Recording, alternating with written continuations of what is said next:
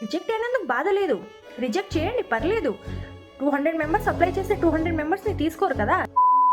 But మీరు video upload చేసి అందులో సెలెక్ట్ అయ్యి, తర్వాత జూమ్ ఇంటర్వ్యూ తీసుకొని అందులోనూ సెలెక్ట్ అయ్యి, గ్రూప్ డిస్కషన్కి వెళ్ళి అందులోనూ సెలెక్ట్ అయ్యి, లాస్ట్ ఒక స్టెప్ ఉంది, ఇది క్లియర్ చేసుకుంటే నేను అగ్ని పరీక్షకు సెలెక్ట్ అవుతాను అని అనుకున్నప్పుడు, ఆ అగ్ని పరీక్షలో డే 1లో ఆడిషన్ జరిగిన వాళ్ళకి ఇచ్చినంత టైము డే 3 రోజు ఆడిషన్ జరిగిన వాళ్ళకి ఎందుకు ఇవ్వలేదు?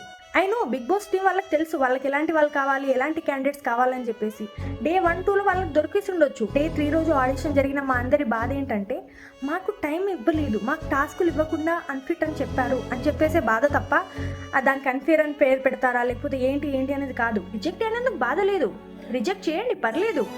200 మెంబర్స్ అప్లై చేస్తే 200 మెంబర్స్ని తీసుకోరు కదా. రిజెక్ట్ చేయండి, బట్ ఒక వ్యాలిడ్ రీజన్ ఇచ్చుంటే బాగుండింది అనేది మా బాధ అంతే. ఆ 3 days ప్రాసెస్ ఇలా కనుక జరుగుంటే రిజెక్ట్ అయినా మేము హ్యాపీగా ఫీల్ అయ్యేవాళ్ళం.